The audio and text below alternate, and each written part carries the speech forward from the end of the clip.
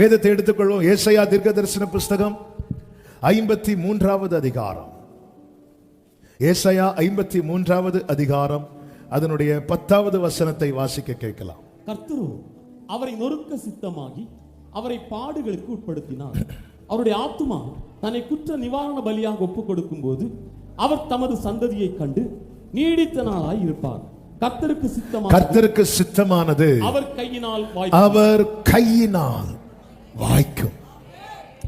எது கர்த்தருக்கு சித்தம் என்பதை தீர்மானிக்கிறது நாம கிடையாது, கர்த்தர்.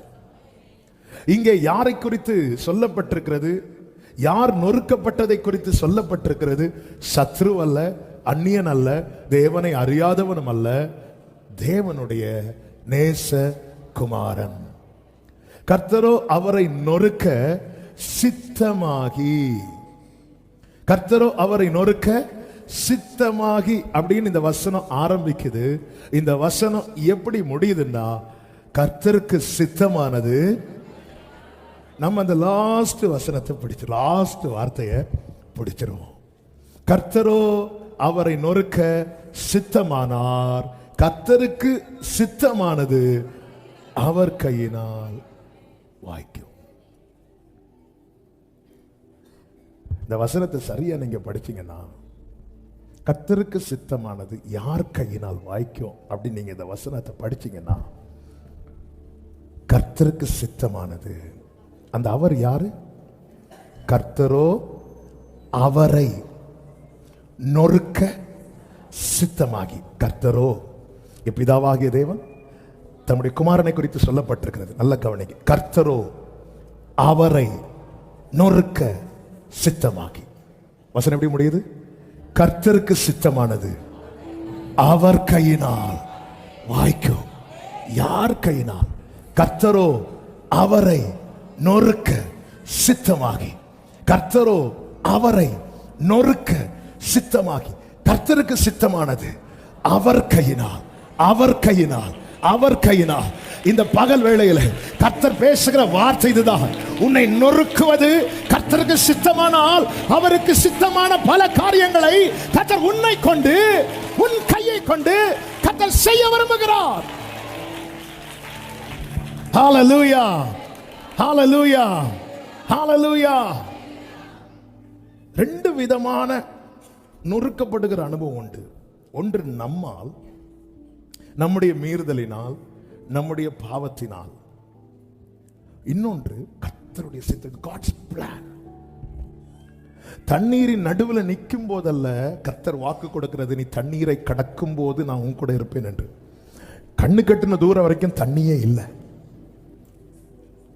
சொல்ற, நீ தண்ணீரை கடக்கும் போது நமக்கு கேள்வி எழும்போது, நாயாண்டவரை தண்ணீரை கடக்க போறேன். நீ அக்னியில் நடக்கும் போது, நாயாண்டவரை அக்னியை மிதிக்க போறேன், அக்னியில நடக்க போறேன்.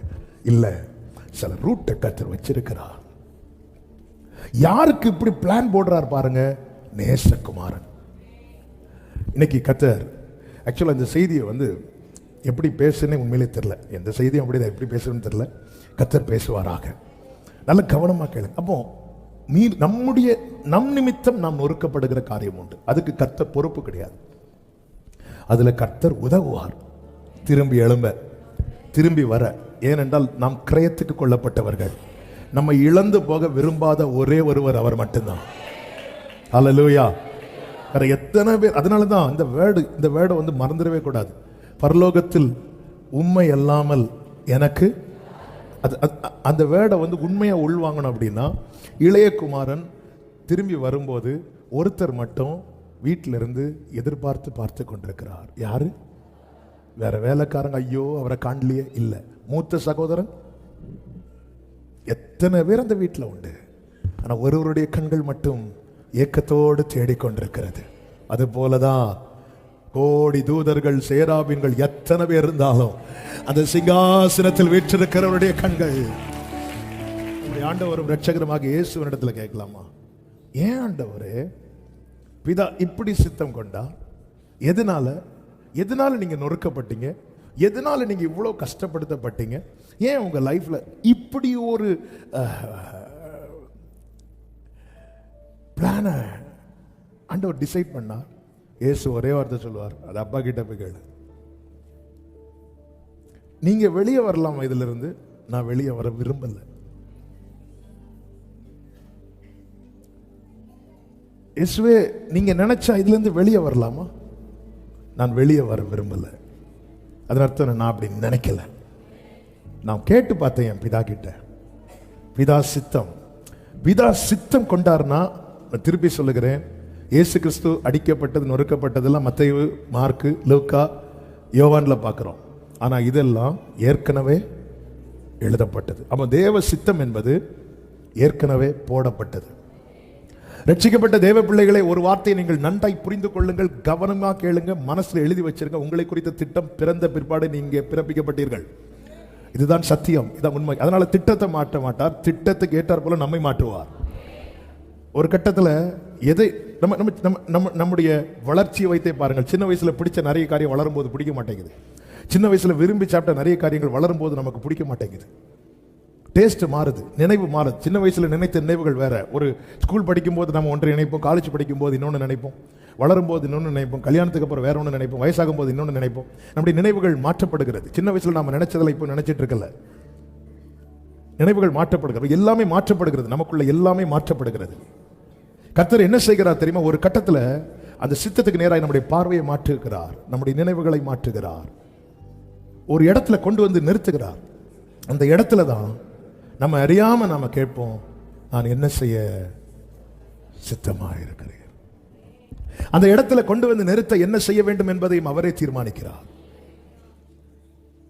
ஆண்டவருடைய ஆலோசனையும் ஆண்டவருடைய யோசனைகளும் அவருடைய செயல்களும் ஆச்சரியமானவைகள், அதிசயமானவைகள். அதில் ஒன்றுதான் சில நேரத்தில் கர்த்தர் என்ன செய்கிறார் அப்படின்னா, நொறுக்க. ஆனா இதுல ஒரு காரியம் கேரண்டி. என்ன காரியம் அப்படின்னா, ஆமென், கர்த்தரோ அவரை நொறுக்க சித்தமாகி அப்படின்னு சொல்லிட்டு 11வது வசனத்தில் சொல்லப்பட்டிருக்கிறது, அவர் தமது ஆத்தும விருத்தத்தின் பலனை கண்டு திருப்தி ஆவார். கர்த்தர் யாரை நொறுக்க சித்தம் வைத்தார்களோ அந்த நொறுங்குதலுக்கு பிற்பாடு ஒரு திருப்தி உண்டு. ஒரு திருப்தி. அது எப்படி திருப்தி ஆக்குனாராம்? கண்டு, காண வைத்து. இன்னைக்கு நெருக்கத்தின் பாதையில நொறுங்கி வந்திருக்கிற சில உள்ளங்களோடு தான் கர்த்தர் இந்த வார்த்தையை பேசுகிறார். இன்னைக்கு நெருக்கத்தின் நொறுங்குதல்ல இருக்கிறோம். நாளைக்கு அடுத்த வசனம் எழுதப்படும், கண்டு. எத்தனை பேர் நம்பி சொல்ல போறீங்க? வலது கரத்தை உயர்த்தி, நான் கண்டு திருப்தியாவேன். கர்த்தர் என்னை காண வைத்து திருப்தியாக்குவார். ஆமென் சொல்லுங்க பார்க்கலாம். ஆமென், ஆமென், ஆமென். ஹல்லேலூயா. கர்த்தருக்கு மகிமை உண்டாவதாக. 2 கொரிந்தியர் 4வது அதிகாரத்திலே அப்போஸ்தலனாகிய பவுல் சொல்லுகிற ஒரு காரியம் உண்டு. 7, 8, 9 வசனங்களை நீங்கள் பார்த்தீர்களே ஆனால் 2 கொரிந்தியர் 4, 7, 8, 9. இந்த மகத்துவமுள்ள வல்லமை எங்களால் உண்டாயிராமல் தேவனால் உண்டாயிருக்கிறது என்று விளங்கும்படி, இந்த மகத்துவமுள்ள வல்லமை எங்களால் உண்டாயிராமல் தேவனால் உண்டாயிருக்கிறது என்று விளங்கும்படி, இந்த பொக்கிஷத்தை, இனி இந்த வார்த்தைகளை கவனிக்கணும், இந்த பொக்கிஷத்தை மண்பாண்டங்களில் பெற்று, மண்பாண்டம் பவுல் எதை சொல்றாரு? சரீரத்தை சொல்றாரு. உள்ள என்ன இருக்குது? பொக்கிஷம் இருக்கு. மண் பாண்டங்களில் பெற்றிருக்கிறோம் அப்படி சொல்லிட்டு அடுத்த வசனத்தில் சொல்றாரு, எப்பக்கத்திலும் நெருக்கப்பட்டு ஒடுங்கி போகிறது. அவன் எப்பக்கத்திலும் நெருக்கம் யார் வாழ்க்கையில வருது?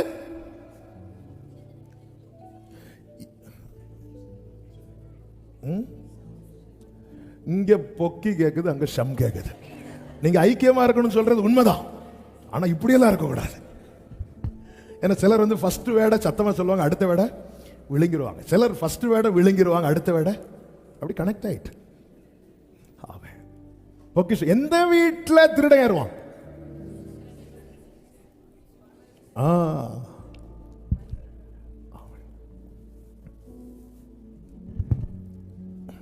இப்படிதான் நாகர்கோயிலில் அந்த WCC காலேஜ் இறக்கத்தில் ஒரு சகோதரி வெயில் நாளில் அப்படி முக்காடு போட்டு அப்படி நடந்து போயிட்டு இருக்கிறாங்க. ஒருத்தர் கொஞ்சம் தூரமாக, இது ரொம்ப வருஷம், நான் சின்ன வயசில் இருக்கும்போது ஒருத்தர் பின்னாடியே பைக்கில் ஃபாலோ பண்ணிட்டு வரான், எப்படியாவது செயினை பறிக்கணும். கிட்ட வந்து அந்த ஏரியா தான் நினைக்கிறேன், அந்த கிட்ட வந்துட்டு அவனுக்கு தந்திரத்தில் அப்படியே கை போட்டு பார்த்தான், அந்த லேடி செயின் போடலை. அந்த லேடியை பிடிச்சு விட்டு ஒரு அடி. அப்போ எதுக்கு மூடிட்டு நடக்கிறேன், அடிச்சுட்டு போயிட்டான். அது அடியை வாங்கிட்டு வைத்தியத்தை போய் தடவை போகும்போது விஷயத்தை சொல்லுது. என்னாச்சு, இப்படி ஒருத்தன் அடிச்சிட்டான். ஏன் அடிச்சான்? இப்படி செயின் பறிக்க வந்தா நான் கடா போட்டு போனேன். பாருங்க, திருடனுக்கு அது ரொம்ப பிரஸ்டீஜ் ப்ராப்ளம் ஆயிட்டு. ஏன்னா அவன் அவ்வளோ ஃபீல் பண்ணி. நாங்கள் எப்பக்கமும் நெருக்கப்பட்டோம், ஒடுங்கி போகிறதில்லை, கலக்கம் அடைந்து. இந்த வார்த்தையெல்லாம் வந்து நம்ம வீட்டில் ஒட்ட மாட்டோம். நம்ம வீட்டில் ஓட்டத வாட்டில் என் கிருபை உனக்கு போதும் போதும். ஆமென். எப்பக்கம் நெருக்கப்பட்ட. நல்ல கவனமா கேட்கணும் நீங்கள வார்த்தைகளை, ஒரு வார்த்தையும் மிஸ் பண்ணக்கூடாது. ஆக்சுவலி இந்த வார்த்தை வந்து 2 வாரத்துக்கு முன்னாடி ஒரு சாட்டர்டே நைட்டு பேசுகிறோன்னு தியானித்தேன். கொஞ்சம் தியானித்ததுனால சாட்டர்டே நைட்டு கொஞ்சம் கூட ஆண்டவர் தியானிக்க வைத்தார், அப்படியே பெண்டிங்கில் போட்டேன். ஆனால் போன வாரத்திலேருந்து ஆவியானவர் திரும்ப திரும்ப இந்த வார்த்தைகளை, நான் அடிக்கடி சொல்லுகிற வார்த்தை, செய்தி எல்லாருக்கும் கொடுக்கப்படும், ஆனால் சில உள்ளங்களுக்கு அது ரேமா. செய்தி எல்லாருக்கும், சிலருக்கு அது ரேமா. ரேமானா என்ன தெரியுமா? அவங்களுக்காக எடுத்து கொடுக்கப்பட்டது. எனக்குள்ள பொக்கிஷம் இருக்கிறதுனால எனக்கு எப்பக்கமும் நெருக்கம் வருது. கலக்கம் அடைந்தும் மன முறிவடைகிறதில்லை, துன்பப்படுத்தப்பட்டும் இதெல்லாம் நொறுங்குகிற அனுபவம். அடுத்த வார்த்தை பாருங்க, கீழே தள்ளப்பட்டும் மடிந்து போகிறதில்லை. அப்ப கீழே விழுறோம், என்ன செய்ய மாட்டேங்கிறோம்? துன்பப்படுத்தப்பட்டும் கைவிடப்படுவதில்லைன்னா கைக்குள்ளதான் வச்சிருக்கிறார். கைக்குள்ளதான் இருக்கிறேன், ஆனா கஷ்டத்தில் இருக்கிறேன். ஆமே, கைக்குள்ள இருக்கிறேன், கஷ்டத்தில் இருக்கிறேன். நீங்க எப்படி இருக்கிறீங்க? கஷ்டத்திலே தான் இருக்கிறேன், ஆனா கைக்குள்ள இருக்கிறேன். கஷ்டத்துல தான் இருக்கிறேன், ஆனா கைக்குள்ள இருக்கிறேன். ஏன் கைக்குள்ள வச்சிருக்கிறாரு? இந்த பாண்டம் அடிபட்ட பாண்டம் அல்லவா? இந்த பாண்டம் அடிபட்ட பாண்டம் தான், ஆனா இதுக்குள்ள அவர் பொக்கிஷத்தை வைத்திருக்கிறார். பொக்கிஷத்தை வச்சத நம்ம பொக்கிஷம் வைத்த காரியத்தெல்லாம் சேஃபா வச்சிருப்போம். பீரோவை எங்க வச்சிருப்போம்? சொன்னா தெரிஞ்சிடல பக்கத்துல, அதனால என்ன பண்ண மாட்டேன், சொல்ல மாட்டேன். பீரோ அப்படின்னா நீங்க இருக்கிறத பார்த்தா அப்படிதான் இருக்கு. ஆமே. ஃப்ரெண்டு டோரை திறக்கிற மாதிரி ஃப்ரெண்ட்ல பீரோ வச்சு திறந்து பார்க்குற மாதிரி வைப்போமா? ஆனா இங்க பாருங்க, ஆண்டவர் யாருக்குள்ள பொக்கிஷம் வச்சிருக்கிறாரோ அவங்கள நொறுக்கிறதுக்கு. ஏன் ஏன் ஏன் எனக்குள்ள என்ன பொக்கிஷம் வைத்திருக்கிறார் என்பது வெளியே தெரியணும்னா நான் உடைக்கப்பட்டாதான் தெரியும். எனக்குள்ள என்ன பொக்கிஷம் வச்சிருக்கிறார் என்பது, அந்த பொக்கிஷம் தெரிகிறது வரைக்கும் இந்த பாண்டம் சாதாரணமான பாண்டமா தான் தெரியும். இந்த பாண்டம் தள்ளப்பட்டதா தான் தெரியும். இது துன்பப்படுத்தப்பட்டதா தான் தெரியும். இது நெருக்கப்பட்டதா தான் தெரியும்.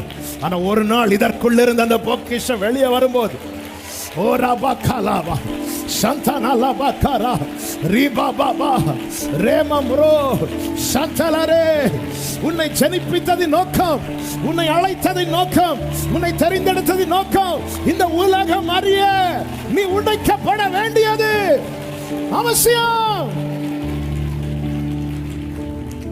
ஹalleluya ஹalleluya ஹalleluya ஹalleluya. நமக்குள்ள இருக்கிற அந்த பொக்கிஷம் அது வெளியே வரணும்னா, அது வெளியே வரணும்னா, இல்லைன்னா எப்படிங்க தெரியும்? எப்படி தெரியும்? ஆண்டவர் வைத்ததே அது வெளியே வரணும். வேதம் சொல்லுகிறது, கர்த்தருடைய மகிமை வெளியரங்கமாகும், மாம்சமான யாவும் ஒரு நாள் வரும் அன்றைக்கு இந்த பொக்கிஷத்தை சுமக்கிற மண் பாண்டமே, உனக்கு ஏசாயா 60:1 சொல்லப்படும்.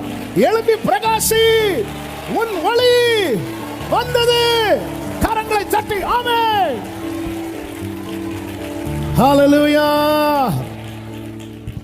மார்க்கு சுவிசேஷம் 14வது அதிகாரத்தில் அதனுடைய 3வது வசனத்தை வாசித்தீங்கன்னா, அவன் பெத்தானியாவில் குஷ்டரோகியாயிருந்த சீமோன் வீட்டிலே போஜன பந்தி இருக்கையில் ஒரு ஸ்திரீ விலையேறப்பட்ட நளதம் என்னும் உத்தம தைலமுள்ள வெள்ளைக்கல் பரணியை கொண்டு வந்து, நல்ல கவனமா கேளுங்க, பரணியை கொண்டு வந்தார்.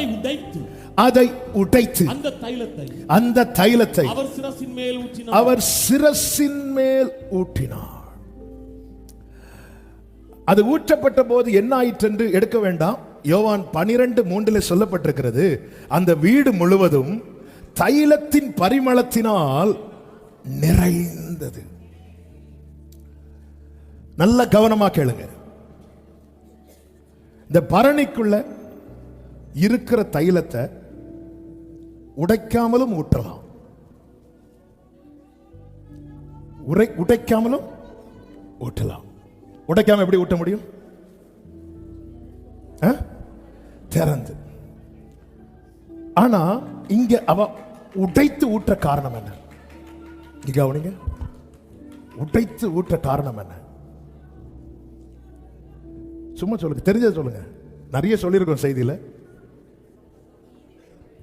மீதி வைக்க இல்லாம முன்னாடி சொன்னது. அடுத்து நான் உங்கள்கிட்ட இருந்து ஏதோ புதிய வெளிப்பாடு வரும்னு நான் சொல்லட்டுமா? இனி அதை உடைக்க முடியாது. உடைக்கிறதுக்குள்ள சரியான இடம் அவர் சமூகம் மட்டுமே. இங்கே ஒருவன் உடைக்கப்பட்டால் வேறு எங்கும் உடைக்கப்பட மாட்டான்.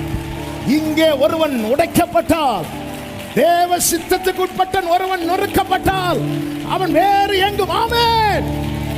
அன்னாள் வீட்டில் இருந்து அழுதாள், அழுது கொண்டே இருந்தாள். ஆலயத்தில் வந்து உடைக்கப்பட்டு அழுதாள். அவள் சொல்ற, என் இருதயத்தை ஊற்றினேன், உன் இருதயம் உடைஞ்சிருக்கு. அப்படியே ஊற்றுறா. வேதம் சொல்லுகிறது, அதன் பிறகு அவள் துக்க முகமாய். நான் கேட்கிற கேள்வி, ஏன் அதுக்கப்புறம் பெனினாள் திருந்திட்டாளா? பெனினாள் திருந்த போறது கிடையாது. ஆமென். அதுக்கப்புறம் உடைக்க முடியல, உடைக்க முடியல, உடைக்க முடியல. ஒரு விசை பிதாவின் சித்தப்படி இயேசு நொறுங்கினார். ஆனால் அதன் பிறகு அவர் எழுந்து வந்தார். ஆமென். இப்பொழுது அவர் ராஜாதி ராஜாவாய், கர்த்தாதி கர்த்தராய், தேவாதி தேவனாய் வீற்றிருக்கிறார். நாகும் 1 சொல்லப்பட்டிருக்கிறது, 13-14 நினைக்கிற அந்த வசனத்தை பாருங்க. இடுக்கம் மறுபடியும் வராது. 12-11 அதுக்கு மேல இருக்கும். இடுக்கம் மறுபடியும் 1:9 இடுக்கம் மறுபடியும் உண்டாகாது. affliction shall not rise up the second time. ஆண்டவருக்கு தெரியும். ஒரு எழும்பிட்டு ஒரு காத்து அடிச்சிட்டு, ஆமென், இதுக்கு மேல என்ன, நான் கீழே தள்ளப்பட்டு மடிந்து போகிறது இல்லை, இதுக்கு மேல என்ன மடிந்து போயிருப்பேன். அங்க ஸ்டாப் பண்றார் ஆண்டவர், அங்க ஸ்டாப் பண்றா. இடுக்க மறுபடியும், ஐயோ இந்த பிரச்சனை திரும்ப வந்துருமா, இந்த போராட்டம் திரும்ப வந்துருமா, ஐயோ இந்த ப்ராப்ளம், ஐயோ இந்த நபர் திரும்ப வந்துருவாங்களா சண்டைக்கு. இடுக்க மறுபடியும் வராது. ஆமென். ஹல்லேலூயா. இந்த வசனம் என் தகப்பனார் எனக்கு சொல்லி பலப்படுத்தினது எனக்கு ஞாபகத்துக்கு வருது. நம்ம அந்த பைபிள் மெடிடேஷன் பண்ணி சர்ச்சில் அந்த தியான பகுதி ஒரு 15 நிமிஷம் அந்த டைம் எடுக்கிற அந்த போர்ஷனை எடுக்கும்போது அப்பா கிட்ட இதிலிருந்து அந்த கர்த்தர் இக்கட்டு நாளில் அரணான கோட்டை தம்மை நம்புகிறவர்களை அறிந்திருக்கிற அந்த வார்த்தையை அப்பாட்ட கொஞ்சம் ஷேர் பண்ணும்போது அப்பா இந்த வசனத்தை வச்சு ஷேர் பண்ணி பலப்படுத்துனாங்க. சில காரியத்தை ஆண்டவர் அளவு பண்ணியிருக்கிறார். அது நம்மளை உடைக்கிறதுக்கு. ஆனால் அதில் தேவனுடைய திட்டம் நிறைவேறினதுக்கு அப்புறம் அந்த காரியம் திரும்ப வந்து உடைக்க கர்த்தர் விட மாட்டார். இன்னைக்கு இந்த வாசனை எடுத்து நான் அது ஞாபகம் வந்துட்டு இடுக்கம். ஆமா, இன்னைக்கு இதே வார்த்தையை வைத்து நான் சபையை பலப்படுத்துகிறேன். இடுக்கம் மறுபடியும் உண்டாகாது. இயேசு சிலுவையை எடுத்துட்டு எருசலேம் வீதியில் நடந்து போகும்போது அவரை பார்க்க விரும்பப்படத்தக்க ரூபம் இல்லை என்று சொல்லப்பட்டிருக்கிறது. அப்பொழுது ஸ்திரீகள் இருந்து என்ன பண்ணிட்டு இருந்தாங்க? அழுதுட்டு இருந்தாங்க. அப்படியே போகும்போது இயேசு நின்று சொல்லுவாரு, எனக்காக அழாதீங்கன்னா என்னதுன்னு அர்த்தம்? இனி இந்த பாதையில் இப்படி ஒரு நிலையில நான் வரமாட்டேன். அதான் அர்த்தம். இனி இந்த பாதையில ஒரு நாள் வருவேன், வெள்ளை குதிரையில கிரீடங்களை.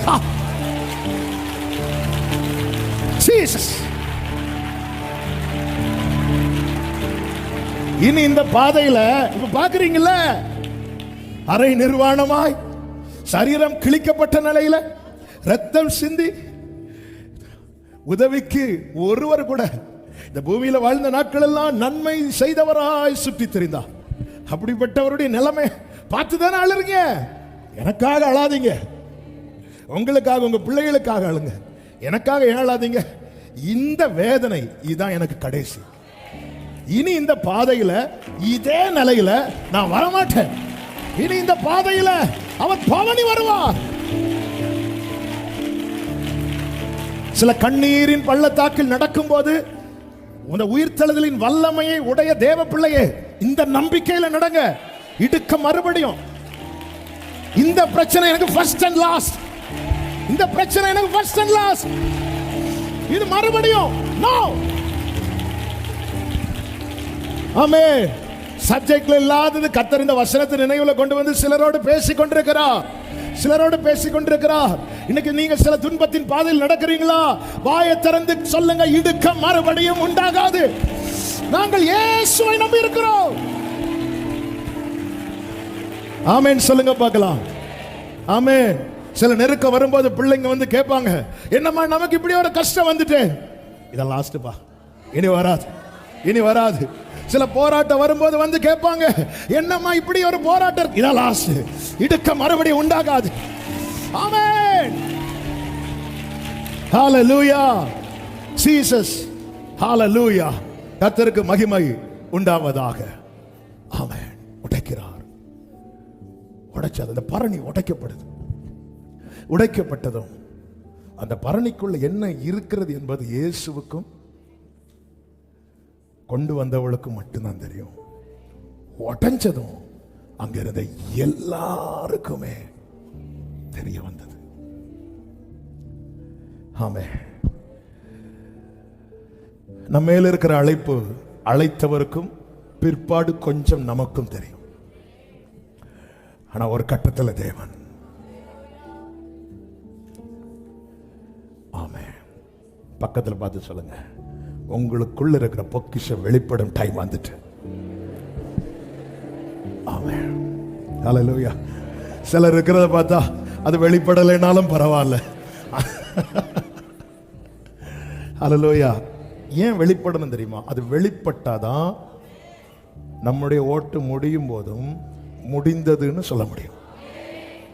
அது வெளிப்படாம சித்தம் செய்ய முடியாது. சித்தம் செய்ய முடியாம ஓட்டத்தை ஜெயத்துடன் ஓடி முடிக்க முடியாது. ஓட்டத்தை ஜெயத்துடன் ஓடி முடிக்க முடியாமல் நீதியின் கிரீடத்தை சுதந்திரிக்க முடியாது. ஆண்டவருடைய வழி நடத்துதல், ஆண்டவருடைய திட்டமிடுதல், ஆண்டவர் நடத்துகிற எல்லா காரியமும் நம்முடைய நன்மைக்காக மாத்திரமே. அல்லேலூயா. பரணி உடைக்கப்பட்டதும் உள்ள இருக்கிற வாசனை, உள்ள என்ன இருந்துச்சு, அது எவ்வளவு விலையேற பெற்றது. ஏன்னா அங்க இருக்கிறவங்க என்ன சொல்லி முறுமுறுக்கிறாங்க, இத போய் எவ்வளவு பிரஷியஸ். உண்மையில சொல்லணும்னா இந்த பாவியாகிய ஸ்திரீ உள்ள வந்தது யாருக்குமே பிடிக்கல. பொதுவாகவே அந்த காலத்தில் யூதர்கள்லாம் வந்து பெண்களை வந்து எப்பவுமே கொஞ்சம் தள்ளி தான் வச்சிருப்பாங்க. அதுவும் வந்துட்டு அவர் பாதத்தில் விழுந்து முத்தமிடுறது, இதெல்லாம் தாங்க முடியல அவங்களுக்கு. இது உடைக்கப்பட்டு வாசனை முழுவதும் நிரம்புகிறது. 4வது வசனத்தில் சொல்லப்பட்டிருக்கிறது, அப்பொழுது சிலர் தங்களுக்குள்ளே விசனம் அடைந்து இந்த தைலத்தை இப்படி அப்படி சொல்லி முறுமுறுக்கிறார்கள். 6வது வசனத்தை பாருங்கள். இயேசு அவர்களை நோக்கி அவளை விட்டு விடுங்கள், அவளை விட்டு விடுங்க. ஏன் அவளை தொந்தரவுப்படுத்துகிறீர்கள்? உடைக்கப்பட்டவனை குறித்து உலகம் முறுமுறுத்தாலும் உன்னதர் விட்டு கொடுக்கவே மாட்டார். விட்டுரு விட்டுரு. ஒரு பரணி உடைக்கப்பட்ட காரியத்தை சொல்லிட்டு இருக்கிறேன். அதை பத்தி முறுமுறுக்கும் போது கர்த்தர் இடைபடுகிறார். விட்டுரு, அவளை விட்டுரு. இந்த பகல் வேளையில் என கேட்கிற அன்பு சகோதரா சகோதரி, நம்ம உடைக்கப்படும் போது நாம எதால உடைக்கப்பட்டோமோ அதை விட மிக அதிகமாய் நம்மை காயப்படுத்துவது நம்மை சூழ்ந்திருக்கிறவர்களுடைய வார்த்தை. விழுந்து கிடக்கும் போது ஹெல்ப் பண்ண மனம் உள்ளவங்க உடனே கை நீட்டுவாங்க. மனம் இல்லாதவர்கள் வந்து சொல்லுவாங்க பார்த்து போகக்கூடாது, பார்த்து போகக்கூடாதுன்னு சொல்லிட்டு பார்த்துட்டு போயிடுவாங்க. அவ்வளவுதான். பேதுரு விசுவாசம் குறைந்தது, பார்வையை மாற்றினான், கடலில் மூழ்கினான். ஆண்டவரேன்னு சொல்லும் போது உடனே அற்ப விசுவாசியன் உடனே கூப்பிடல. வேதம் சொல்லுகிறது உடனே அவன் கையை பிடித்து. இதுதான் ஆண்டவர். அதான் நாங்கள் துன்பப்படுத்தப்பட்டும் கைவிடப்படுவதில்லை. தானியேலின் புஸ்தகத்திலே சொல்லப்பட்டிருக்கிறது 10வது அதிகாரத்தில், இனி எனில் பேச்சில்லை. 15 நான் தரையை நோக்கி பேச்சற்று போனேன். 17 சொல்றார், இனி எனில் பலன் இல்லை, எனில் மூச்சும் இல்லை. இனி என்கிட்ட ஒண்ணுமே இல்லை. இனி என்று சொல்லும் போது என்கிட்ட இல்ல இல்ல இல்ல இல்ல இல்லன்னு சொன்னதும் 18வது வசனத்துல, அப்பொழுது மனுஷ ரூபமான ஒருவன் திரும்ப என்னை தொட்டு, திரும்ப என்னை தொட்டு. இல்லன்னு வரும்போது தொட்டவங்க எல்லாம் கையெடுக்கிறாங்க. ஆனா ஒருத்தர் இப்பதான் தொடணும்னு சொல்லி, நான் ஏற்கனவே உன்னை தொட்டு இருக்கிறேன் இல்ல, இதுதான் நாங்க முந்தி உங்களுக்கு ஹெல்ப் பண்ணி இருக்கிறோம்ல, இதுதான் நம்ம சொல்றது. அன்னைக்கு ஒரு பிரச்சனை வரும்போது நான் ஹெல்ப் பண்ணல, சும்மா சும்மா வந்தா எப்படி? இது பொதுவா எல்லாருடைய வாக்கு. இதுக்கு யாரும் விதிவிலக்கே கிடையாது.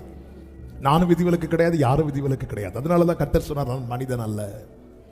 எபிராயிமே, நான் உன்னை எப்படி கைவிடுவேன்? நான் மனிதன் அல்ல. இனி எனில் ஒண்ணு இல்லைன்னு சொன்னதும் ஆண்டவர் பார்த்தாரு, இவனை ஒரு விசை கூட தொடணும். திரும்ப தொட்டு என்னை திடப்படுத்தி. எப்படி திடப்படுத்தி இருப்பார்? போட்டோம்னா அது நம்ம சொல்லி திடப்படுத்துறது. அவர் சொல்லுவார், நான் திரும்ப தருவேன், உன்னுடைய முந்தின சீரை பார்க்கிலும் உனக்கு நற்சீர் உண்டாக செய்வேன், உன் மேன்மையை பெருக பண்ணி. இதுதான் பைபிள் திடப்படுத்துறது. ஒரு தேவ பிள்ளைய வேதம் திடப்படுத்துவது அப்படிதான். இயேசு கிறிஸ்து எடுத்துக்கொள்ளப்பட்ட போது சீஷர்கள்லாம் அப்படியான்னு பார்த்துட்டு இருக்கும் போது சீஷர்கள் எப்படி திடப்படுத்தப்பட்டார்கள்? அவர் போயிட்டார், ஒழுங்கா வந்து சேரப்பார். அப்படியா? இல்ல, அவர் எப்படி போனாரோ அப்படியே வருவார். இதாங்க வானத்தை பார்க்கிறவர்களுக்கு பரலோகம் கொடுக்கிற திடம். ஹல்லேலூயா. யோபுவுக்கு எல்லாம் போச்சு, நண்பர்கள் வந்தாங்க. உண்மையிலே யோபு கர்த்தர் நொறுக்க சித்தமானார். நொறுங்கி இருக்கிறவன்ட்ட இந்த எரியிற தீல எண்ணெயை ஊத்துறதுக்குன்னே கிருபை பெற்ற சிலர் நம்ம வீடை தேடி வருவாங்க. அப்பதான் அல்லது முடிச்சிருப்போம், இல்ல அப்பதான் என்ன மனைவியே அல்லது புருஷனே சால்வ் பண்ணியிருப்போம். தேவனிடத்திலிருந்து நன்மை பெற்றதாம் அப்படியே இருக்கும்போது வந்து இருப்பாங்க. வந்து இருந்து அழ ஆரம்பிப்பாங்க. பாருங்க, வீட்டில இருந்து போட்டிருந்த பவுடர்லாம் ஒரு ஷேப் ஆகி, சிலர் அழுறதுக்குன்னே பவுடர் போட்டு வருவாங்க. ஏன்னா அந்த கண்ணீர் தடம் வந்து அப்பதான் சரி. நான் உங்களை சொல்லல, உங்களுக்கு ஃபீல் ஆகுதுன்னா உங்களா சொல்லிட்டு இருக்கிறேன். அது வந்து இந்த பாம்பு போன மாதிரி அப்படி இப்படி அது வரவும் செய்யாது. பாதியிலையும் எதுவரை அழுவாங்க தெரியுமா? திருப்பி நம்ம அழ தொடங்குறது வர. நம்ம அழ தொடங்குறது, ஓகே சிஸ்டர் போயிட்டு வரட்டுமா? இப்படிதான் யோபுவின் நண்பர்கள் வந்தாங்க. வந்தது ஆறுதல் சொல்ல, ஆனா தூரத்திலே உட்காந்துட்டாங்க. இவன் நிலைமை நம்ம நினைச்சதை விட மோசமா இருக்கு. அப்படி இருக்கும்போது யோபு பேச ஆரம்பிக்கிறார். யோபு வேணும்னு பேசல, வழியில பேசல. நல்லா புரிஞ்சுக்கோங்க, நம்ம வழியில பேசின பல காரியங்களை பெருசா எடுத்து எத்தனை உறவுகள் நம்ம விட்டு தூரம் போனாங்க. அப்படி பார்த்தா யோபு பேசுனதை வச்சு கர்த்தர் யோபு பக்கமே வந்திருக்க கூடாது. ஆனாலும் யோபு கிட்ட வர இருப்பாரு. நான் உன்னை பேசும்போது நான் பேசுறது மட்டும்தான் உலகத்துக்கு தெரியும், மற்றவர்களுக்கு தெரியும். எதனால இவன் பேசுறான்? ஏன் இப்படி பேசுறோம்? எல்லாமே தெரியும். நம்ம பேசுனதை வச்சு பார்த்தா ஆண்டவர் வந்து நம்ம ஏரியா பக்கமே வரக்கூடாது. என்னெல்லாம் பேசுறோம். ஹல்லேலூயா. நம்ம எல்லா கோவத்தையும் எங்கெங்க காட்டுவோம்? பைபிள்ல தானே காட்டுவோம். கோவத்தில் ஓங்கி ஒரு அடி அடிப்போம் பாருங்க. எல்லா கோவத்தையும் ஜெபத்தில் தான் காட்டுவோம். எங்க ஜெபம் பண்ண மாட்டேன். யாரு கூட பிரச்சனைனாலும் நம்ம முதல்ல கட் பண்றது ஆண்டவரோடு உள்ள உறவு தானே. அதான் ஆண்டவர் கேட்கிறேன், நான் உனக்கு வனாந்தரமா இருந்தேனப்பா, நான் உனக்கு காரிருளா இருந்தேனா? நீ எவ்வளவு நாள் என்ன தேடாம போட்ட? ஏன்? உனக்கும் உலக உறவுக்கும் ஏதோ ஒரு பிரச்சனை ஆயிட்டு. யோபு சொல்றார், நான் நீதிமானதுல கேட்கல, நான் அவருடைய இரக்கத்துக்காக கேட்கறேன்னு சொல்லிட்டு அடுத்து சொல்றாரு, அவர் அப்படி சொன்னாலும் நான் நம்ப மாட்டேன் அப்படிங்கிறார். ஒரு கட்டத்தில் யோபு அப்படி வராரு. ஆனா ஆண்டவருக்கு தெரியும். ஏன்னா அது நடுவிலே தான் யோபு சொல்றாரு, அவர் எனக்கு ஜீவனை தந்ததும் அல்லாமல் எனக்கு தயவையும் பாராட்டுறார். ஒரு புறம் புலம்பினாலும் உள்ள சொல்லுது, அவர் தயவு பாராட்டுறாரு. அந்த தயவு, அப்ப ஏன் எனக்கு தயவு பாராட்டணும்? இப்ப நம்பிக்கை வருது, எனக்கு குறித்திருக்கிறதை அவர் நிறைவேற்றுவார். எதை வச்சு சொல்றீங்க யோபு? என் மீட்பர். ஹல்லேலூயா.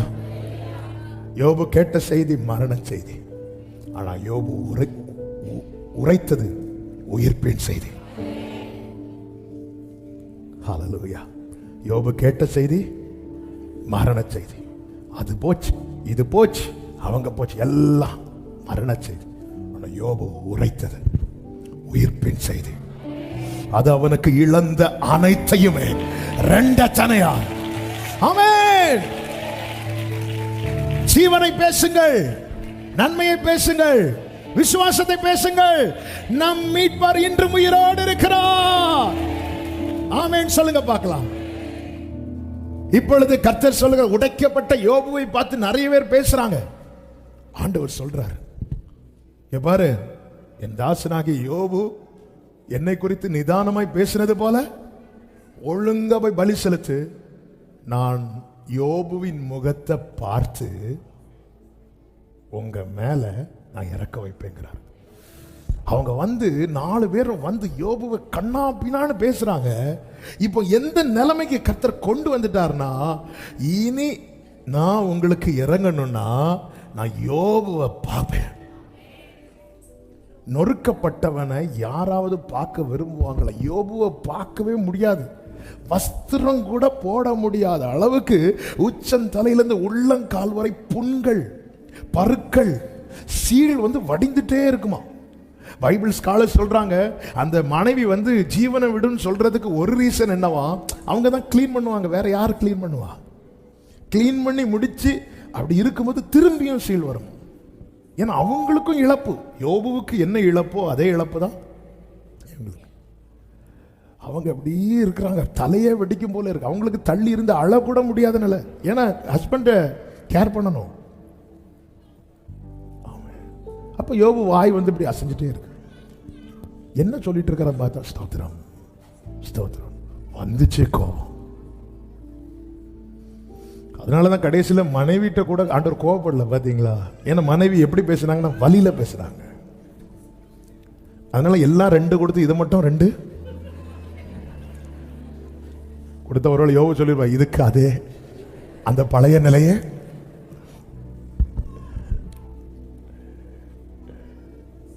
இப்ப கர்த்தர் சொல்றார், இப்படிப்பட்ட யோபுவை யாருக்குங்க பார்க்க முடியும்? கர்த்தர் சொல்றார், எந்த பிரச்சனை இல்லாம நல்ல ட்ரெஸ் பண்ணி வந்திருக்கிற அந்த 4 நண்பர்களை பார்த்து இன்னைக்கு யோபு சொல்ற, நான் தெருவில் போனா என்னை பார்த்துட்டு முகத்தை மறைக்கிறாங்க, எழுந்து ஓடுறாங்க. ஏன்னா சகிக்கல யோபுவை பார்க்க. ஆண்டவர் சொல்றாரு, நான் உங்களுக்கு ஏதாவது செய்யணும்னா என் கண்ணு யோபுவை பார்க்கும். அதுவும் கரெக்டா சொல்ற, அவன் முகத்தை நான் பார்த்து. 42வது அதிகாரம் 8வது வசனத்துல, என் தாசனாகிய யோபுவும் உங்களுக்காக வேண்டுதல் செய்வான், நான் அவன் முகத்தை பார்த்து உங்களை உங்கள் புத்தியினத்துக்கு தக்கதாக நடத்தாதிருப்பேன். நான் அவன். அடுத்த வசனத்தை வாசிங்க. அப்பொழுது தேமானியனான எலிப்பாசும் சூகியனான பில்தாதும் நாகமாத்தியனான சோப்பாரும் போய் கர்த்தர் தங்களுக்கு சொன்னபடியே செய்தார்கள். அப்பொழுது கர்த்தர் யோபின் முகத்தை பார்த்து, கைகளை உயர்த்தி ஆமென் சொல்லுங்க பார்க்கலாம். அவர் பார்ப்பேன் சொன்னா பார்ப்பார், செய்வேன் சொன்னா செய்வார், நடத்துவேன் சொன்னா நடத்துவார், தருவேன் சொன்னா தருவார். காரணம் நம் மீட்பர் உயிரோடு இருக்கிறார். ஆமென் சொல்லுங்க பார்க்கலாம். உடைக்கப்பட்டது வர ஆமென். அந்த ஸ்திரீயை உடைத்த பிறகு அந்த ஸ்திரீயை பத்தி பேசல, அதுக்குள்ள இருக்கிற தைலம், அதோடைய வேல்யூ, இதை பத்தி தான் பேசிட்டு இருக்கிறாங்க. இனி உலகம் பேச போகிறது உங்கள் குறைகளை குறித்தல்ல, உங்களுக்குள் இருந்து வெளிப்படும் அவர் மகிமையை குறித்து. ஆமென் சொல்லுங்க பார்க்கலாம். நியாயாதிபதிகள் புஸ்தகத்துல 1-2 வார்த்தைகளை டச் பண்ணிட்டு அப்படி நம்ம செபிக்க போகிறோம். ஆண்டவர் பாருங்க, இந்த சம்பவத்துக்குள்ள போகல, கிதியோனை கொண்டு கர்த்தர் யுத்தத்துக்கு மீதியானியரை மேற்கொள்ளும்படி கொண்டு போகிறார். அப்பொழுது 300 பேர் கடைசியில தெரிந்தெடுக்கப்படுகிறார்கள். கிதியோன் அவர்களை பார்த்து சொல்லுகிறார். 16வது வசனம், 7:16, நியாயாதிபதிகள் 7:16. அந்த 300 பேர் 3 படையாக வகுத்து அவர்கள் ஒவ்வொருவன் கையிலும் ஒரு எக்காலத்தையும் வெறும் பானையையும் அந்த பானைக்குள் வைக்கும் தீவட்டியையும் கொடுத்து. எக்காலம் என்ன பானை? எல்லாரும் சொல்லுங்க, சத்தமா சொல்லுங்க. வெறும் பானை. ஆமென். வெறும் பானையும், அடுத்த வார்த்தை, அந்த பானைக்குள் வைக்கும் தீ. அப்ப தீவட்டி இப்ப எங்க இருக்கு? தீவட்டி எதுக்கு? பக்கத்துல சூடு வைக்குதா? நீங்க இருக்க பார்த்தா அப்படிதான். தீவட்டி எதுக்கு? வெளிச்சம். ஆனா அது எங்க இருக்கு? பானைக்குள்ள இருக்கு.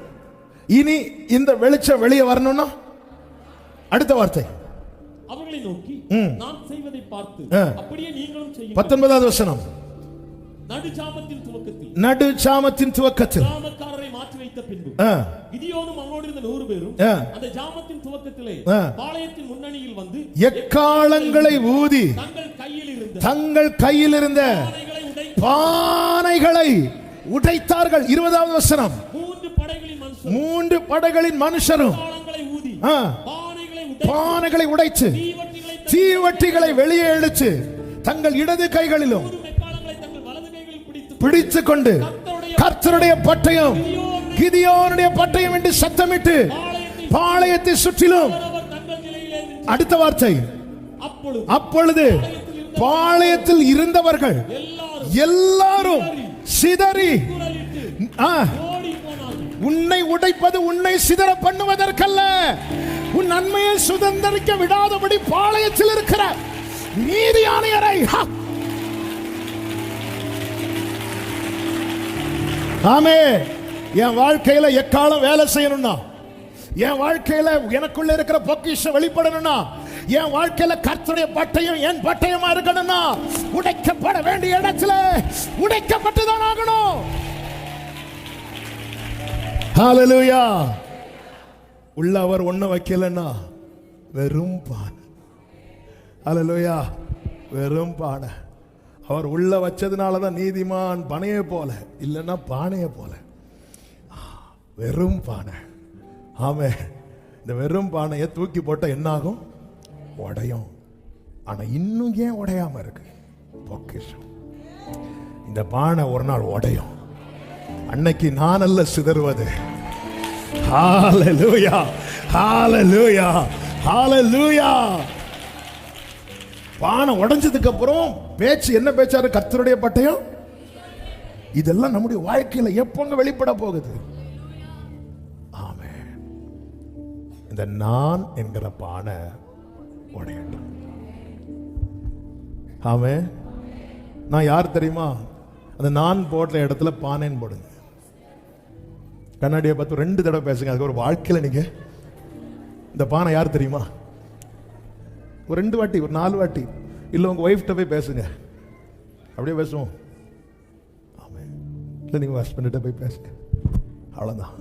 உள்ள தீவட்டி இருக்குப்பா, உள்ள ஜீவன் இருக்கு, உள்ள அவருடைய ஒளி இருக்கு, உள்ள பொக்கிஷம் இருக்கு. உடஞ்சா ஜெயம், உடஞ்சா ஜெயம், உடஞ்சா ஜெயம். அவ்வளவு இமீடியட்டா. எனக்கு ரொம்ப பிடிச்ச ஒரு வார்த்தை, இந்த பானை உடைந்ததும் அவரவர் தங்கள் நிலையிலே நின்றார்கள். இன்னைக்கு நம்முடைய நிலையில சரியா நிக்க முடியல. ஏன்னா உடையல. நமக்குன்னு ஒரு நிலையை வச்சிருக்கிறாருங்க. அங்கே இருக்கிறோம், இங்கே இருக்கிறோம், எங்கேயோ இருக்கிறோம், எப்படியோ போயிட்டு இருக்கிறோம். என்ன வாழ்க்கைன்னு தான் கேட்கிறோம். ஒரு சரியான ஒரு ஸ்டாண்ட் இல்லை. ஏன் இல்லை? உடைய வேண்டிய நிறைய காரியம் உடையல. உள்ள நிறைய இருக்கு. ஏங்க, உள்ள இருக்கிறது வெளியே தெரிஞ்சாதான். நாங்க மலை மேல இருக்கிற பட்டணம் விளக்க கொளுத்தி யாராவது உள்ள வைப்பானா? இல்லையே. என்ன யூஸ்? என்ன யூஸ்? இந்த பகல் வேளையில இன்னைக்கு கர்த்தர் லீவு தந்து நிறைய பேரை கொண்டு வந்திருக்கிறார். ஆமாவா இல்லையா? இயேசுவே நாமத்துல நம்பி ஒப்பு கொடுங்க. உங்க வாழ்க்கையிலும் சொல்லப்படும் கர்த்தருடைய பட்டயம், கிதியோனின் பட்டயம் உங்களுக்காக எக்காலம் ஊதப்படும். கர்த்தருடைய யுத்தம் நடக்கும். ஆமென் சொல்லுங்க பார்க்கலாம். ஆமென் சொல்லுங்க பார்க்கலாம். அப்படி உடைக்கப்பட்ட ஆமென் ஆமென் ஆண்டவர் சமூகத்தில் ஆண்டவர் என்ன சித்தம் ஆண்டவர். ஆண்டவர் உடைக்கும் போது என்ன நடக்கும்? ஒன்று, உள்ள இருக்கிறது வெளியே வரும். இரண்டாவது, திரும்ப பணிய ஆண்டவருக்கு ரொம்ப ஈஸியாயிரும். ஆமென். பழைய பில்டிங்கை மெயின்டைன் பண்றதை விட அதை இடிச்சு புதுசா கட்டுறது ரொம்ப ஈஸி. ஆமென். நம்ம சர்ச் ஒர்க் கூட சைடு பின்னாடி இப்போ நான் நிற்கிற இடம் பழைய சர்ச் இதெல்லாம் கிடையாது. அதில் இதுக்கு பாதி தான் உண்டு. இந்த இடம் வேலையெல்லாம் 1 மந்த்தில் முடிச்சிட்டு குயிக்காக நடந்துச்சு. ஆனால் இந்த போஸ்டனையும் அந்த பழைய பில்டிங்கையும் சேர்க்கிற காரியம் இருக்கு.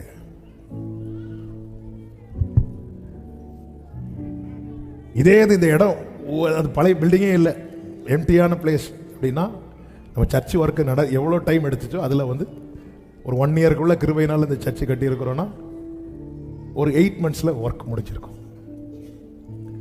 நம்ம உடைக்கப்பட்டுட்டோன்னு வைங்களேன், ஆண்டவருக்கு வேலை செய்கிறது ரொம்ப ஈஸி. அதனால தான் ஆண்டவர் சொல்றார், இதோ நான் புதிய காரியத்தை செய்கிறேன். அடுத்த வார்த்தை சொல்லுங்க, இப்பொழுதே அது தோன்றும். ஆமென். அப்போ நான் உடைக்கப்பட்டுட்டேன்னா என் வாழ்க்கையில செய்யற காரியம் எல்லாம் உடனே உடனே உடனே உடனே உடனே. இது கர்த்தர் இன்னைக்கு செய்வேன்னு சொல்லுவார், இனி என்னைக்கு செய்வாரோன்னு நானும் காத்திருக்கணும். ஏன்னா பானை பக்கத்தில் பார்த்து சொல்லுங்க, பானை உடையணும். அதுக்காக இந்த தூங்கிட்டு இருக்கிறவங்கள்ட்ட இப்போ சொன்னீங்கன்னா வீட்டில் போய் அவ்வளோ பானையும் தூக்கி போட்டு, சில சகோதரர்கள் இருக்கிற பார்த்தா எங்கள் வீட்டில் உடையாத பானையா? ஆமாம், சாம்பாரில் கொஞ்சம் உப்பு கூட்டிட்டு தான் சொன்னேன், டமார்னு சவுண்டு கேட்கும். உடையணும் உடையணும். நம்ம உடைக்கப்பட்டா ஆண்டவருக்கு இந்த நிலத்தில் புதிய காரியம் செய்யறது ரொம்ப ஈஸி. ஆண்டவர் தான் கேட்கிறார், இந்த குயவன் செய்தது போல நான் உங்களுக்கு செய்யக்கூடாதோ அப்படின்னு கேட்கிறார். ஆமென். ஆண்டவரை ஒப்பு கொடுக்கிறேன். ஆண்டவரே, ஒரு வசனத்தை வாசித்து நாம ஜெபிக்கலாம். எஸ்ஐயா 57வது அதிகாரம் அதனுடைய 15வது வசனம். நித்தியவாசியும் பரிசுத்தர் என்கிற நாமமுள்ளவருமாகிய மகத்துவமும் உன்னதமுமானவர் சொல்லுகிறார். பரிசுத்த ஸ்தலத்திலும் வாசம் பண்ணுகிற நான். இனி நல்ல கவனிங்க. பணிந்தவர்களின் ஆவியை உயிர்ப்பிக்கிறதற்கும் நொறுங்கினவர்களின் இருதயத்தை உயிர்ப்பிக்கிறதற்கும் நொறுங்குண்டு பணிந்த ஆவி உள்ளவர்களிடத்தில் வாசம் பண்ணுகிறேன். கைகளை உயர்த்தி ஆமென் சொல்லுங்க பார்க்கலாம். அப்போ நொறுங்குண்டவர்களை உயிர்ப்பிக்க ஏற்கனவே நொறுக்கப்பட்டவர்களுக்குள்ளே தேவன் இருக்கிறார். இன்னைக்கு தேவன் நம்மை சில கடினமான பாதையிலே நடத்துகிறார் என்றால் புரிந்து கொள்ளுங்கள், இதே பாதையிலே நாளை பயணிக்கிறவர்களை கர்த்தர் நமக்குள் இருந்து அவர்களை உயிர்ப்பிக்க விரும்புகிறார். அதுதான் கர்த்தருக்கு சித்தமானது. அவர் கையினாலே வாய்க்கும். நொறுங்குண்டவர்களை உயிர்ப்பிக்க நொறுங்குண்டவர்களிடத்திலே வாசம் பண்ணுகிறேன். அவர்தான் நித்தியவாசி. நித்தியவாசி இந்த பூமியில வாசம் பண்ண தெரிந்தெடுத்த நபர்களை பார்த்தீங்களா? நாம ஒரு ஊருக்கு போறோம், ஒரு லாட்ஜ் போடுறோம். எப்படிப்பட்ட லாட்ஜா போடுவோம்? எந்த ரூம் நீட்டே இல்லாம இருக்கு, எந்த ரூம் டோர் விண்டோலாம் உடைஞ்சிருக்கு, அப்படி 10 ரூம்ல விண்டோலாம் உடைஞ்சிருக்கா அப்படி கேட்போமா? ஆவே நம்ம ராணிக்கு தக்க பெஸ்ட் பெஸ்ட் சேஃப் எல்லாம் பார்ப்போம். ஆண்டவர் இந்த பூமியில வரும்போது வாசம் பண்ண தெரிந்தெடுத்த பாத்திரத்தை பார்த்தீங்களா? ஒரு நொறுங்குண்ட. இந்த கூட்டத்தில் யார் ரொம்ப நொறுங்கி இருக்கிறீங்கன்னு தெரியல. நொறுங்கினவங்களை இந்த உலகத்துக்கு வேண்டாம், உன்னதருக்கு வேணும், அவருக்கு வேணும், அவருக்கு வேணும். ஆமென். எதுக்கு ஆண்டவரே? இதே போல நொறுங்கி வருகிற அநேகர். எசேக்கியேல் 16வது அதிகாரத்தை மெடிடேட் பண்ணும்போது தான் அழகான கண்கள் பாட்டு கொடுத்தார். அந்த பாட்டு வாயை திறந்து ஆண்டவர் பாட வைக்கிறதுக்கு முன்னாடி என் வாழ்க்கையில் நடந்த 2 முக்கியமான சம்பவத்தின் நினைவில் கொண்டு வந்தார். 1, நான் மரணப்படுக்கையில் இருந்தது. 2, நான் வேஸ்ட் என்று தள்ளப்பட்டது. அது 2ஐயும் நினைச்சு கொஞ்ச நேரம் நினைக்க வச்சு என்னை அழ வச்சு தான் இந்த பாட்டை கொடுத்தேன். அந்த பாதையில் நான் நடக்காமல் இருந்தா இந்த பாட்டை நான் பாடியிருப்பானான்னு எனக்கு தெரியாது. இந்த பாட்டை நான் வந்திருக்கும். அந்த பாதையில நடத்தப்பட்ட வேறொரு மூலமாய் இந்த பாட்டு வந்திருக்கும். எனக்கு கர்த்தர் செய்ய நினைத்தது தடைபடாது. நம்ம சர்ச்சு சைடில் 2 ரூம் இருக்கு. மேலே ரூம்ல இருந்து அந்த பாட்டு எழுத நான் நினைக்கவில்லை. ஆனால் இந்த பாட்டு அநேக நொறுங்கினவர்களை உயிர்ப்பித்தது கிருபையினால. ஒரு எக்ஸாம்பிளுக்கு சொல்றேன். இன்னைக்கு தேவன் சில பாதையில் நடத்துறார். உள்ள நிறைய பொக்கிஷத்தை வச்சிருக்கிறார். தெரியல, நமக்கான புரியுது ஒரு திட்டம் இருக்குன்னு. ஆனா சொன்னா வீட்டில் இருக்கிறவங்களுக்கே விளங்க மாட்டேங்குது, கூட இருக்கிறவங்களுக்கே புரிய மாட்டேங்குது. ஆனா ஒரு நாள் வரும், எப்படி அந்த தைலத்தின் வாசனை வீடு முழுவதும் நிறைந்ததோ நீங்கள் இருக்கிற இடத்துல. ஆமென், ஆமென். எத்தனை பேர் நம்புறீங்க? என் வாழ்க்கையில் அதான், கர்த்தரோ அவரை நொறுக்க. இது காட்ஸ் பிளான், காட்ஸ் வில். இது ஒரு சித்தம். நம்ம வாழ்க்கையில நெருக்கப்படும் போது ஒண்ணு மட்டும் புரிஞ்சுக்கோங்க, சித்தம் நிறைவேறுது, சித்தம் நிறைவேறுது, சித்தம் நிறைவேறுது. அதே நேரத்தில் இயேசு என்ன நம்பிக்கைங்க, இனி இந்த பாதையில நான் அடிபட்டு வரமாட்டேன், நான் கண்ணீரோடு வரமாட்டேன், நான் அவமானப்பட்டு வரமாட்டேன், நான் சிலுவை எடுத்துட்டு வரமாட்டேன். ராஜாதி ராஜாவாய் இடுக்கம் மறுபடியும் உண்டாகாது. ஆண்டவர் சித்தத்துக்கு மொத்தமா கொடுத்துருவோமா? எப்படி சித்தம் ஆண்டவர் அடையும். ஆண்டவர் எல்லாரும் எழுந்து நின்று, சில டைம் உங்களுக்கு முழங்கால் நின்று ஜோம் பண்ணு தோணுச்சுன்னா முழங்கால் போட்டுருங்க. ஒரு 5 மினிட்ஸ் நம்ம செபித்து முடிக்க போகிறோம். உங்க சித்தம் வாழ்க்கையில, பிள்ளைங்க வாழ்க்கையில, எங்க வாழ்க்கையில நிறைவேறட்டும்.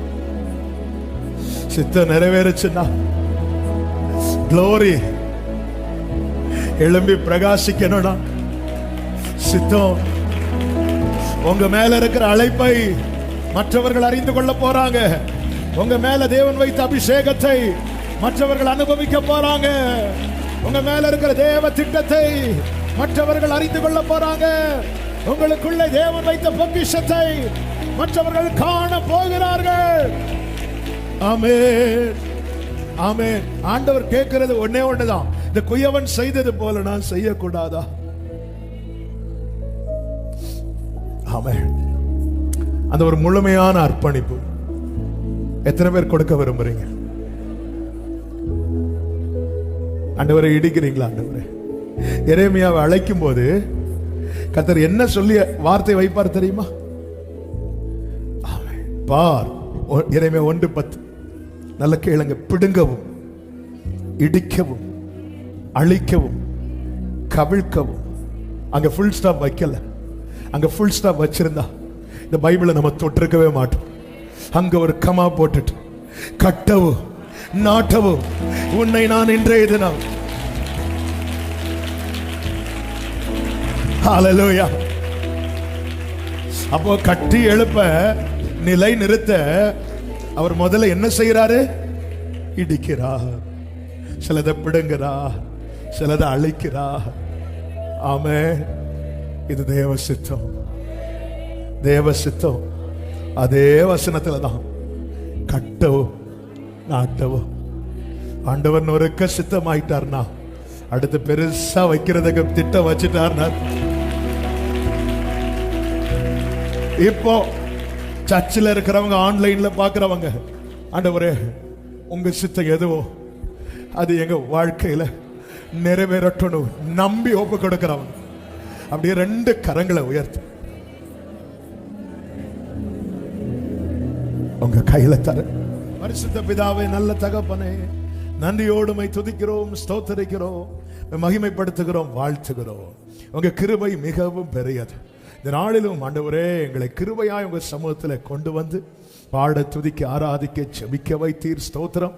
எங்களுக்கு வேண்டிய வார்த்தைகளை எங்களுக்கு தந்து எங்களோடு பேசினீரே, உமக்கு நன்றி செலுத்துகிறோம், மகிமைப்படுத்துகிறோம். ஒவ்வொரு வாழ்க்கையிலும் நீர் வைத்துக்கிற ஒவ்வொரு சித்தமும் நன்மைக்காக மாத்திரமே. ஆண்டவரே, நாங்க சில நேரத்தில் எங்க புத்தியினத்தினால இது வேண்டாம் அது வேண்டாம்னு உங்ககிட்ட நாங்க நிறைய சொன்னது உண்டுப்பா. சாரிப்பா. நீங்க நடத்துற அத்தனையும் காரணம் எங்களை குறித்த உம்முடைய நினைவுகள் தீமைக்கு அல்ல, அது சமாதானத்துக்கு ஏதுவானது என்று எங்களுக்கு எழுதி தந்திருக்கிறீங்களப்பா. நீங்க செஞ்சது நன்மை, செய்யறது நன்மை, செய்ய போகிறது நன்மை. ஆண்டவரே, நன்றி செலுத்துகிறோம், மகிமைப்படுத்துகிறோம். ஒவ்வொருடைய வாழ்க்கையிலும் உடைய மகிமை வெளியரங்கம் ஆவதாக. ஆண்டவரே, நொறுக்கப்பட்ட நிலையில அநேகர் இந்த சத்தத்தை கேட்டிருக்கிறாங்கப்பா. கர்த்தாவே, இவர்களை குறித்த உம்முடைய சித்தம், இவர்களுக்குள் நீர் வைத்திருக்கிற பொக்கிஷம் வெளிப்பட போகிறதற்காக ஸ்தோத்திரம். சாட்சியாய் நிறுத்தும், நாமத்தை மகிமைப்படுத்தும். எல்லா மகிமை உமக்கு செலுத்துகிறோம் இரட்சகர் இயேசுவின் நாமத்தில் பிதாவே, ஆமென். சேர்ந்து சத்தமாய் சொல்லுவோம். என் ஆத்துமாவே கர்த்தரை ஸ்தோத்திரி, என் முழு உள்ளமே அவருடைய பரிசுத்த நாமத்தை ஸ்தோத்திரி. என் ஆத்துமாவே கர்த்தரை ஸ்தோத்திரி, கர்த்தர் செய்த சகல உபகாரங்களை மறவாதே. ஆமென். நம்முடைய கர்த்தராகிய இயேசு கிறிஸ்துவின் கிருபையும், பிதாவாகிய தேவனுடைய அன்பும், பரிசுத்த ஆவியானவருடைய ஐக்கியமும் சிநேகமும் பாதுகாவலும் நம் அனைவரோடும் எல்லா பரிசுத்தவான்களோடு கூட கர்த்தருடைய வருகை மட்டும் தங்கி இருப்பதாக. ஆமென். ஹல்லேலூயா. God bless you. கர்த்தர் உங்களை ஆசீர்வதி.